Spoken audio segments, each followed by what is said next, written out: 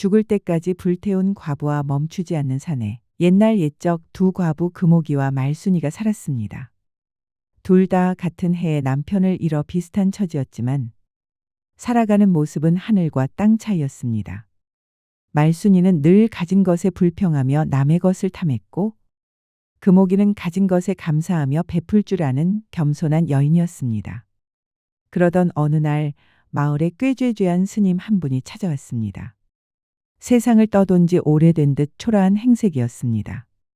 지나가는 승려이온데 하룻밤만 묵게 해 주십시오. 마을 사람들은 그의 행색을 보고 모두 피했지만 아랫집 금옥이는 그를 불렀습니다. 스님, 괜찮으시다면 제 집으로 드시지요. 금옥은 문전박대당하는 스님이 딱하여 없는 살림에도 정성껏 대접했습니다. 자신이 먹을 쌀을 나누어 상을 차리고 밤이 되자 폭신한 이불까지 내어주었습니다. 어찌 이리 극진히 대접하십니까? 그저 헛값만 내어주셔도 되는데. 스님의 말에 금옥이는 고개를 저었습니다. 이 엄동설 안에 어찌 손님을 그런 곳에 모시겠습니까? 그녀의 온정은 추운 겨울밤을 훈훈하게 데웠습니다. 밤이 깊어 금옥이가 막 잠에 들려 할 때였습니다. 어둠 속에서 육중한 무언가가 그녀의 몸 위로 올라왔습니다. 깜짝 놀라 더듬어 보니 단단한 스님의 팔이었습니다. 달빛에 비친 스님의 몸은 낮의 초라한 행색과 달리 돌처럼 다부지고 우람했습니다. 출가한 스님이라지만 단둘이 있는 방에서 그런 사내가 다가오니 여인이라면 누구라도 흔들릴 법도 했습니다. 그러나 금옥이는 일말의 망설임도 없이 스님을 밀쳐냈습니다. 지금 뭐 하시는 겁니까? 그리고는 스님의 뺨을 힘껏 후려갈겼습니다.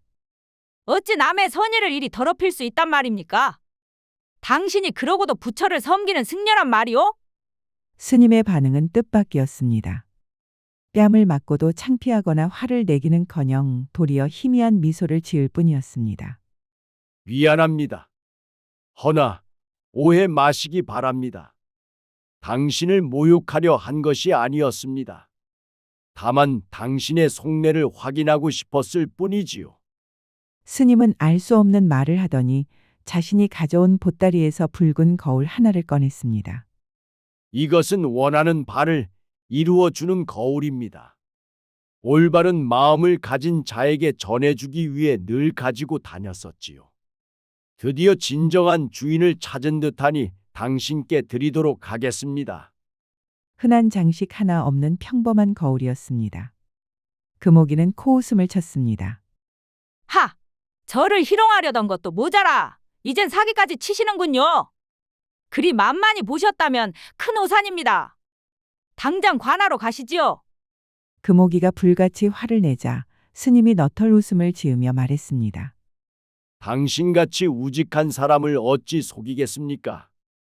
이 거울을 보며 원하던 바를 떠올리면 그 즉시 현실로 이루어질 겁니다. 직접 한번 써보시지요. 금옥은 여전히 믿기지 않았지만 혹시 하는 마음에 쌀 서말을 달라고 빌어보았습니다. 그런데 그 순간 연기와 함께 거울에서 정말로 쌀 서말이 튀어나왔습니다. 애구머니나. 놀란 금옥이가 뒤로 나자빠지자 스님이 껄껄 웃었습니다. 네, 뭐라 했습니까? 정말 소원을 이루어 준다 하였지요. 원래 금강산 법회에 가져갈 물건이었으나 진정한 주인은 따로 있는 듯하니 당신에게 드리겠습니다. 부디 잘 사용하시기를. 그리고 스님은 짐을 챙겨 문 밖으로 나섰고 금옥이 급히 따라 나섰지만 이미 스님은 어둠 속으로 사라진 후였습니다. 금옥은 이제 더 이상 배고픔을 걱정하지 않아도 되었습니다. 거울이 그녀의 소원을 모두 들어주었으니 말입니다. 그러나 그녀는 이 신기한 물건을 가지고도 절대 욕심을 부리지 않았습니다. 오직 딱 필요한 만큼만 사용하고 남는 것은 모두 남에게 베풀었습니다. 나올 곳 없는 가난한 과부 살림이 한순간에 펴지자 그녀의 소문은 순식간에 마을에 퍼졌습니다. 이에 궁금했던 이웃집 과부 말순이 또한 금옥이를 찾아왔습니다. 금옥아, 너 이 많은 게 어디서 났느냐? 금옥이는 스님과의 일을 모두 들려주었습니다. 지난번에 한 스님을 만났는데 지금 그 말을 나보고 믿으라는 게냐? 말순이는 도무지 그녀의 말을 믿을 수 없었습니다. 그러자 금옥이는 그녀를 자신의 방으로 데리고 가 거울의 신묘함을 보여주었습니다. 말순이의 눈이 번뜩였습니다. 이 귀한 것을 가지고 있었으면서도 겨우 그 정도밖에 활용하지 못하는 게냐? 당장 금은보화를 달라고 빌어서 떼돈을 벌어야지. 그러나 금옥이는 차분히 고개를 내저으며 말했습니다. 아니다. 내 힘으로 얻는 게 아니니 정말 딱 필요한 만큼만 얻는 게 맞는 게지. 내가 먹고 살 만큼과 불쌍한 이들을 도울 수 있는 정도면 난 충분하단다. 말순이는 혀를 찼습니다. 저 바보 같은 년. 저 귀한 물건을 갖고도 쓸 줄 모르는구만. 내가 가지고 있었다면 저보다는 훨씬 잘 쓸 수 있을 것 같다만. 거울이 탐이 난 말순이는 은근슬쩍 물었습니다. 근데 그 스님은 어쩌다 만나게 된 게야? 금강산 법회를 가시던 중에 우리 마을에 들르셨었단다. 그때 우리 집에서 하룻밤 묵고 가셨지. 돌아오는 길에 또 마을에 한번 들르신다고 했단다. 이 비밀을 듣고 신이 난 말순이는 그날 이후 매일같이 마을 초입에 서서 스님이 오기만을 기다렸습니다. 그녀의 눈은 온통 욕망으로 이글거렸습니다.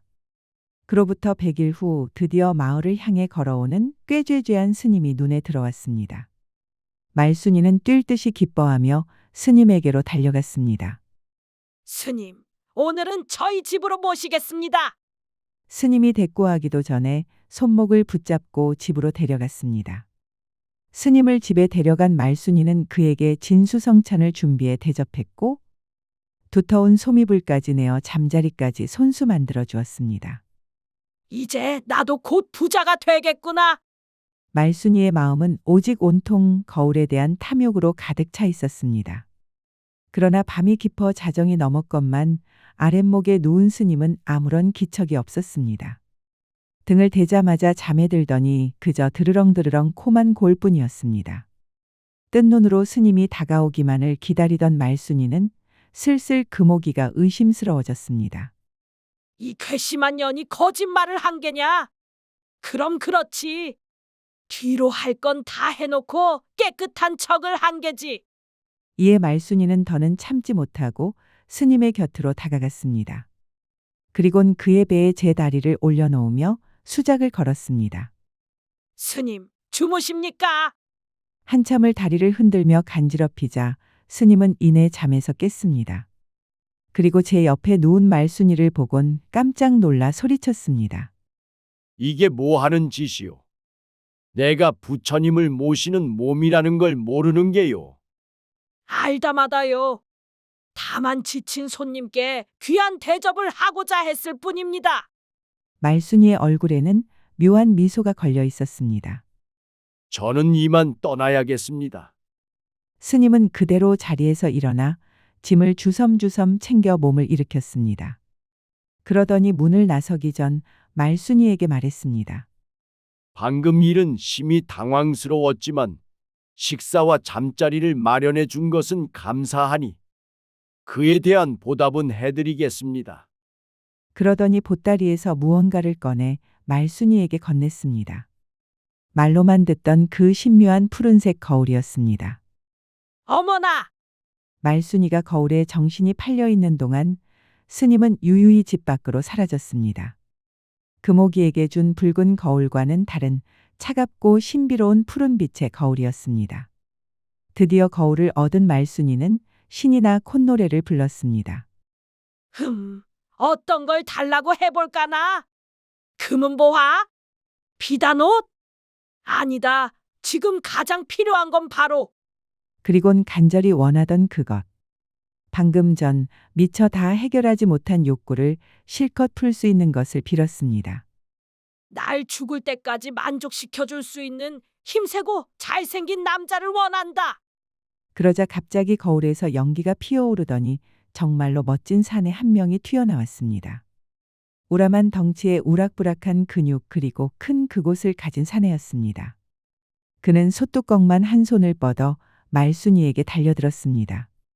그리고 능수능란한 손길로 순식간에 말순이를 거꾸러뜨렸습니다. 사내는 어찌나 힘이 좋은지 몇 번을 해도 지치지 않았습니다. 말순이는 밤새도록 거울 속 사내와 뜨거운 밤을 보내며 그간의 외로운 세월을 달랬습니다.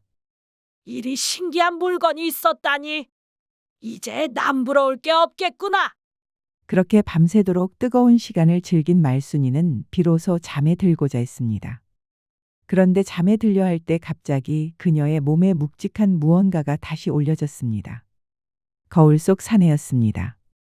오늘은 그만. 이제 충분하오. 그만하시오.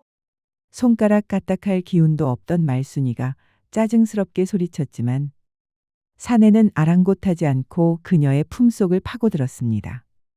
순식간에 우람한 몸짓에 또다시 제압당하니 말순이는 도저히 그에게서 빠져나갈 수가 없었습니다. 날이 밝도록 이어지는 사내의 열정에 말순이는 점점 기진맥진해졌습니다. 그만하라니까. 제발 그만. 말순이는 사내를 향해 그리고 거울을 향해 수차례 외쳐보았지만 사내는 도무지 멈추질 않았습니다. 이에 그녀는 사내로부터 도망쳐 산으로 들러 도망치기 시작했습니다. 말순이의 발걸음이 아무리 빠르다 한들 날랜 사내를 따돌릴 수는 없는 노릇이었습니다. 결국 그녀는 얼마 가지 않아 또다시 붙잡히고 말았습니다. 사내가 쉴 틈 없이 그녀를 끌어안으니 말순이는 끝내 온몸의 힘이 다 빠져버리고 말았습니다. 그리고는 이내 혼절해버려 결국 다시는 일어나지 못했습니다. 다음 날 아침 마을 사람들은 깊은 충격에 휩싸였습니다.